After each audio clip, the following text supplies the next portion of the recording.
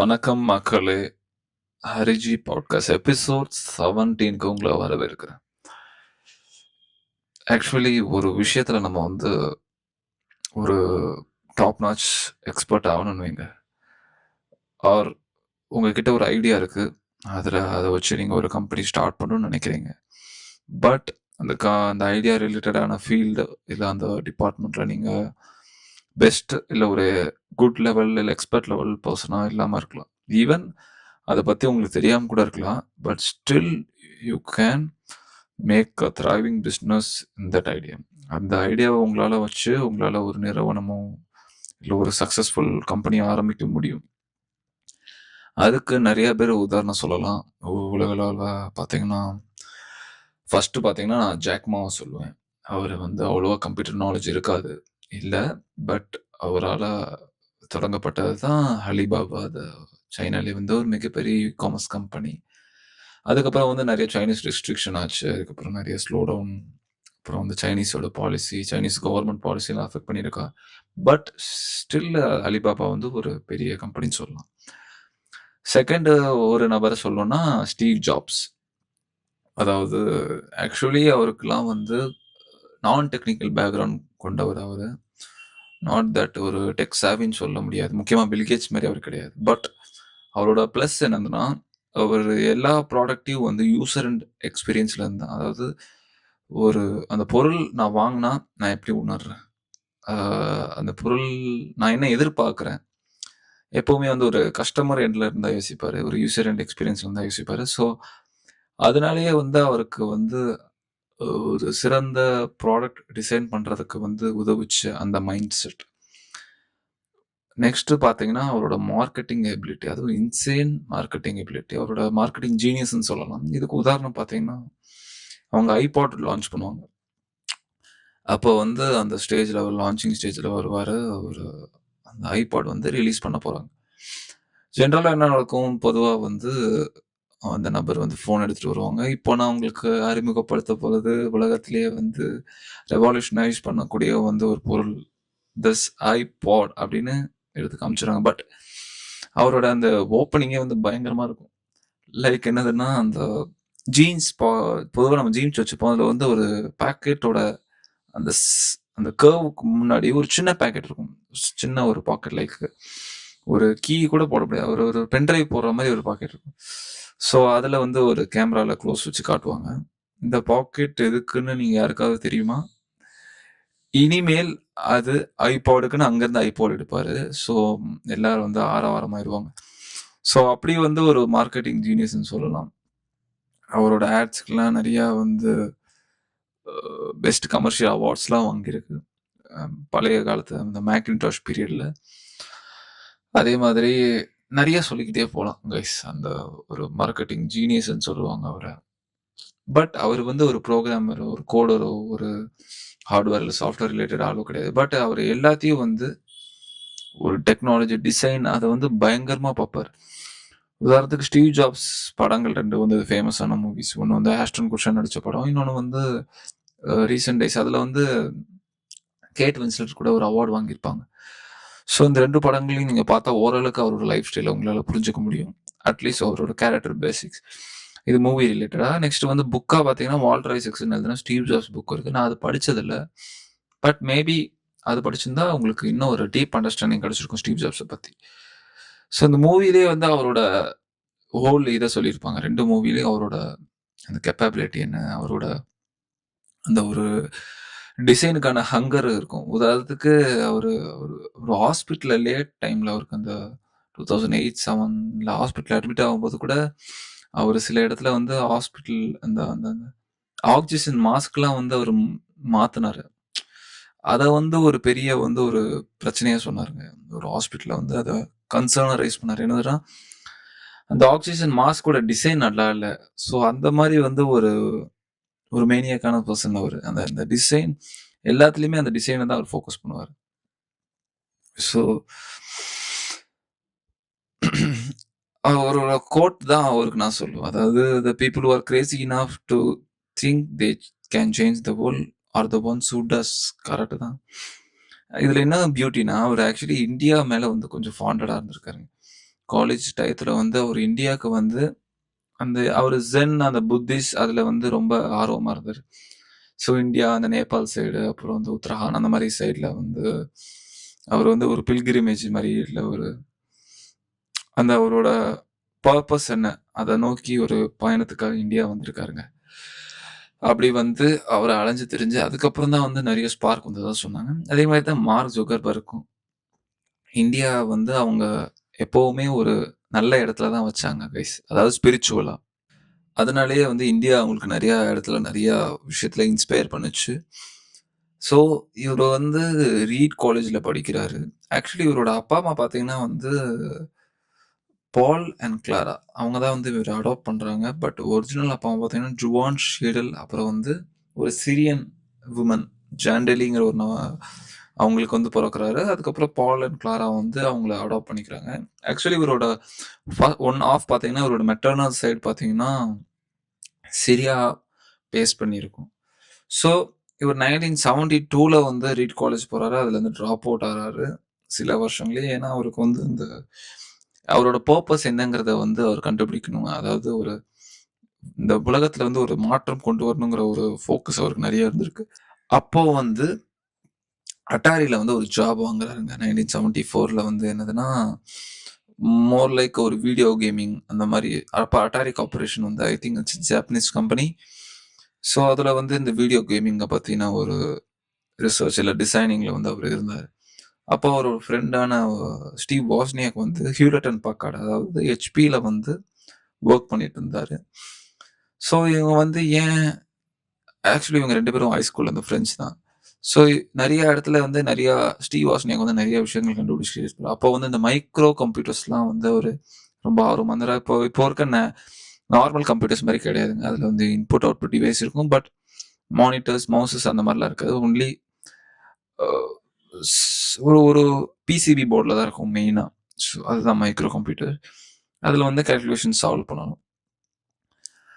So அப்படி அவரு நெறைய விஷயத்த கண்டுபிடிக்கும்போது, ஸ்டீவ் ஜாப்ஸோட ஒரு ஒரு ஹெல்ப்போட ஒரு ப்ராடக்ட் லான்ச் பண்றாங்க. அது ஃபர்ஸ்ட் ஆக்சுவலி ஹெச்பிக்கு தான் டெமான்ஸ்ட்ரேட் பண்றாங்க. அது ஹெச்பி வந்து அந்த ஆஃபர டவுன் பண்றாங்க.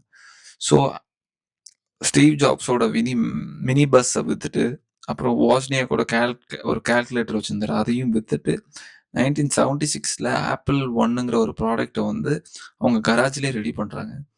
ஸோ அது ஓரளவுக்கு ரிலீஸ் ஆகி ஒரு நார்மல் மார்க்கெட்ல சின்ன சின்ன இடத்துல வித்துட்டு இருந்தாங்க. அதுக்கப்புறம் வந்து ஆப்பிள் 2 வந்து ஒரு பெரிய லெவல்ல கொண்டு போணும்னு ஒரு ஆசை. 1977ல அத வந்து லான்ச் பண்றாங்க. வித் அந்த ஆப்பிள்ங்கிற கம்பெனிய இன்கார்ப்பரேட் பண்றாங்க அஃபிஷியலா. ஸோ ரெஸ்ட் இஸ் ஹிஸ்டரின்னு சொல்ற மாரி அது ஆக்சுவலி நெறைய வரவேற்பு பெற்றது. ஆனா ஸ்டீவ் ஜாப்ஸுக்கு இன்னும் அந்த ஒரு ஒரு ஹங்கர் தீரலன்னு தான் சொல்லணும். ஏன்னா 1979ல வந்து அவங்களோட காம்படிட்டர் கிடையாது. பட் அப்போ ஒரு மார்க்கெட்ல வந்து ஒரு டாமினன்ட் பிளேயரா இருக்க ஜெராக்ஸ். அவங்க ஜெராக்ஸ் ஆல்டோ அப்படிங்கிற ஒரு ப்ராடக்ட் லான்ச் பண்றாங்க. அது பார்த்தீங்கன்னா, மவுஸ் ட்ரிவன், அப்புறம் GUI பேஸ் பண்ணியிருக்கு. அதாவது மவுஸ் யூஸ் பண்ணலாம். அதே மாரி கிராபிக்கல் யூசர் இன்டர்ஃபேஸ். இது வந்து ஒரு பெரிய ஒரு ரெவல்யூஷனரி ஐடியா. பட் இது வந்து யாரும் பெர்சனல் கம்ப்யூட்டரா எடுத்துட்டே போல. பட் இது ஒரு சில இடத்துல இருக்கு. ஸோ இத பார்த்த ஸ்டீவ் ஜாப்ஸ், இத வச்சு நம்ம ஏதாவது வந்து ஒரு பெரிய லெவல்ல வந்து ஒரு ப்ராடக்ட் லான்ச் பண்ணணும்னு டிசைன் பண்றாங்க. அப்பவே வந்து ஆப்பிள் வந்து நல்ல ஒரு குரோத்ல தான் இருக்கு. 1980ஸ்லயே வந்து அவர் மில்லியனியர் ஆகுறாரு. 1980 ஸ்டார்ட்டிங்லயே 1982, 81லயே. ஸோ ஆப்பிள் லீசாங்கிற ஒரு ப்ராடக்ட்ல வந்து அவங்க ஃபோக்கஸ் பண்றாங்க. 1983ல அந்த ப்ராடக்ட் லான்ச் பண்றாங்க. அதுக்கப்புறமா 1984ல அத இன்னும் ட்வின் பண்ணிட்டு மேக்கின்டாஷ்னு ஒண்ணு ரிலீஸ் பண்றாங்க. The whole computer base with user interface, GUI பண்ணி, ஃபாண்ட், அப்புறம் வந்து இந்த பெயிண்டிங் இந்த மாரி நெறைய சாஃப்ட்வேர்லாம் வச்சு பண்றாங்க. அது வந்து அப்சைட் டவுன் ஆக்குது. கம்ப்யூட்டர் மார்க்கெட்டே ரெவல்யூஷனைஸ் பண்ணுது. இந்த மாரி பெர்சனல் கம்ப்யூட்டர்ங்கிற ஐடியா வந்து யாருக்குமே தோணல அப்ப கைஸ். பில் கேட்ஸ், அப்புறம் இவருக்கு இந்த மாரி நபர்களுக்கு தான் தோணுச்சே ஒழிய, மத்த பேர் யாரும் இத சீரியஸா எடுத்துக்கல. இவரே ஒரு ரீசென்ட்டா நடந்த அவரோட காலகட்டத்தில ரீசென்ட்டா இருந்த ஒரு இன்டர்வியூல சொல்லியிருக்காரு. நாங்க வந்து நாங்க எடுக்காத மாரி பெர்சனல் கம்ப்யூட்டர் நாங்க அந்த ஒரு கேர் எடுத்து பண்ணலன்னா, இந்நேரம் வெறும் கம்ப்யூட்டர்ஸ் வந்து ஹை ஸ்கூல் லேப்ஸ்ல மட்டும் தான் இருந்திருக்கும். நெறைய பேரோட வீட்ல இருந்திருக்காதுங்கிறது சொல்றாரு. ஸோ பர்சனல் கம்ப்யூட்டருங்கிறது வந்து எல்லாரோட வீட்ல இருக்கிற ஒரு அப்ளையன்ஸஸா மாத்துனதே வந்து ஸ்டீவ் ஜாப்ஸ்ன்னு தான் சொல்லணும். சில கம்பெனில நடக்கிற சில பிரச்சனைகள்னால வந்து 1984ல வந்து அவர் ஃபயர் ஆகுறாரு. 1985ல சொந்த கம்பெனி ஸ்டார்ட் பண்ண கம்பெனிலேருந்தே அவர் ஃபயர் பண்றாங்க. அப்போ முன்னாள் பெப்சியோட சிஇஓவா இருந்த ஜான் ஸ்கல்லிங்கிற ஒரு நபரை வந்து சிஇஓ பொசிஷன்ல உட்கார வைக்கிறாங்க. இது வந்து அவருக்கு ஒரே ஃப்ரஸ்ட்ரேஷனா இருக்கு. இதுக்கு வந்து அவரோட ஏர்லியஸ்ட் ஏஞ்சல் இன்வெஸ்டரா இருந்த மைக் மென்சர் கூட இதுக்கு உதவியா ஐ மீன் அவர் பேர் வந்து மைக் மார்க்லாம் நினைக்கிறேன். அவரும் இதுக்கு உடந்தையா இருந்தது வந்து அவருக்கு ஆக்சுவலி கொஞ்சம் எமோஷனல் எஃபெக்ட் கொடுத்துருக்கு. ஸோ அதுக்கப்புறம் விஷுவல் எஃபெக்ட் கம்பெனியான நெக்ஸ்ட்டுங்கிற ஒரு கம்பெனி ஸ்டார்ட் பண்றாரு அடுத்து. அது இந்த மாதிரி சின்ன சின்ன விஷுவல் எஃபெக்ட்ஸ்லாம் வந்து அவங்க பேஸ் பண்ணி பண்றது. ஸோ அதில் ஆக்சுவலி அவர் பண்ணும்போது நல்லா தான் போயிட்டு இருந்தது. அதுக்கப்புறம் மறுபடியும் 1990ஸ்ல வந்து அவரை கம்பெனி ஆன்போர்ட் பண்ணிக்கிறாங்க. ஏன்னா இவர் போனதுக்கப்புறம் இனோவேஷன் அவ்வளவா இல்லை. ஒரு மந்தமான நிலைக்கு வருது. கம்பெனி கிட்டத்தட்ட பேங்க்ரப்ட் ஆயிருமோங்கிற பயத்துல வந்து மறுபடியும் இவரை ஆன்போர்ட் பண்றாங்க. அதுக்கப்புறம் இவர் உள்ள வந்தோடனே சில கண்டிஷனோட உள்ள வராரு. ஸோ டீம் எல்லாத்தையும் மாத்துறாரு. எல்லாத்தையும் வந்து ஒரு அந்த பாலிசியே மாத்துறாரு கம்பெனியோட பாலிசிஸ். பட் இது இந்த தடவை வந்து அவர் கை கொடுத்துருக்கு. ஸோ இது வந்து இதுக்கப்புறம் வந்து ஆப்பிள்ல வந்து ஒரு ஹிஸ்ட்ரி தான். ஆக்சுவலி 1999ல அவர் பதவியேற்றதுக்கு அப்புறம் இன்னை வரைக்கும் ஆப்பிள் கிட்டத்தட்ட 7000% இம்ப்ரூவ் ஆயிருக்கு. ஸோ அவரோட காலகட்டத்தில் அவர் இருக்கிற வரைக்கும் ஆப்பிளுக்கு வந்து ஒரு பயங்கரமான ஒரு ஒரு பேக் போனா இருந்தார் அவரு. இத்தனைக்கும் ஒரு நான் டெக்னிக்கல்ல தான் அவர் பேஸ் பண்ணியிருந்தாலும் பட் இவர் தான் ஒரு பெரிய எக்ஸாம்பிள் ஆக்சுவலி நம்ம சொல்லணும்னா ஒரு விஷயம் நீங்க ஆரம்பிக்கணும்னா அதுல நீங்க வந்து எக்ஸ்பர்ட்டா இருக்கணும் அவசியம் இல்லை. அதுல நீங்க வந்து ஒரு ஒரு விஷன் அதுக்கு வந்து ஒரு ஹங்கர் இருந்தாலே போதும் நீங்க அதுல வந்து சிறந்து விளங்கலாங்கிறதுக்கு ஸ்டீவ் ஜாப்ஸ் வந்து ஒரு பெரிய எக்ஸாம்பிள். ஸோ அந்த பிஸ்னஸை பத்தி தெரிஞ்சாலே போதுமே ஒழிய அந்த பிஸ்னஸுக்கான சயின்ஸ் அண்ட் இன்ஜினியரிங் தெரிஞ்சுக்கணும்னு அவசியம் இல்லை. ஏன்னா நான் ஏற்கனவே பார்த்த மாதிரி இலான் மஸ்க்கு இவருக்கும் ஒரு ஒரு பொலாரிட்டி இருக்கு. பெரிய பொலாரிட்டி. ஆப்போசிட்னு சொல்லலாம். ஏன்னா இவங்க 2 பேரும் 2 எண்ட். இலான் மஸ்க் வந்து எல்லா வேலையும் அவரே எடுத்து ஃபுல் ஃப்ளெஜ்ல அந்த கிரவுண்ட் ஒர்க்ல இருந்தாரு. இவரும் இருந்தாரு. பட் இவர் ஃபுல்லா நான் டெக்னிக்கல்னால இவர் அந்த டிசைனுக்கு வந்து பயங்கரமான ஒரு இம்பார்ட்டன்ஸ் கொடுத்த நபர். ஸோ நாளடைவில் வந்து நான் ஏற்கனவே சொன்ன மாதிரி 1990ஸ்க்கு அப்புறம் வந்து ஒரு பெரிய ஹிட் ஆகுது. அதுக்கப்புறம் ஒரு பெரிய பிரேக் த்ரூ இவங்களுக்கு எங்கே கிடைக்குதுன்னா 2007ஓட ஐஃபோன் லான்ச். அதுக்கு முன்னாடி இருந்த ஐபாட். ஸோ அந்த 2 லான்ச்ல தான் ஆப்பிள் வந்து வேர்ல்ட் வைட் வந்து ஃபேமஸ் ஆகுது. இதுக்கு முன்னாடி டச் ஸ்கிரீன் இருந்திருக்கு. பட் அது வந்து ஒரு பெரிய லெவலில் ஒரு மார்க்கெட்டிங் இது கொண்டு போனதே வந்து ஸ்டீவ் ஜாப்ஸ் தான். அதே மாதிரி இந்த மாதிரி பிசி இந்த மாதிரி எலக்ட்ரானிக் டிவைசஸை வந்து ஃப்ளைட்ல ஷிப் பண்ண வச்சதும் ஸ்டீவ் ஜாப்ஸ் தான். அது கஸ்டமர்ஸ்க்கு வந்து ஃபாஸ்ட்டாக போய் சேர்றதுக்காக யூஸ் ஆகும். ஸோ இது எல்லாத்தையும் வந்து பண்ணதுனால ஆப்பிள் வந்து பயங்கரமான ஒரு குரோத் அடைஞ்சது. ஒரு கட்டத்தில் ஒரு நெக்ஸ்ட்டை விற்கும் போது டிஸ்னி வாங்குறாங்க. ஸோ அதுக்கு நிகராக வந்து ஆப் அந்த நெக்ஸ்டோட 70% என்னமோ வாங்குறாங்க. அதுக்கு நிகரா டிஸ்னியோட 7% ஷேர் அவர் வச்சிருந்தாரு. Close to 64 million shares. So அதோட வேல்யூ பார்த்தீங்கன்னா அந்த டயத்தில் வந்து ஆல்மோஸ்ட் $1 பில்லியன் மேலே இருக்கும். அதுலேருந்து டிவிடெண்டாகவே அவருக்கு வந்து $48 மில்லியன் வந்தது இயர்லி. வெறும் டிஸ்னியோட ஷேர்ஸ் மட்டும்னால. ஸோ அந்த அளவுக்கு ஒரு ரிச்சஸ்ட் மேனாகவும் இருந்திருக்காரு. இவரோட பர்சனல் லைஃப்லாம் பார்த்தோன்னு இவர் ஆக்சுவலி ஒரு ஃப்ரூட்டேரியன்.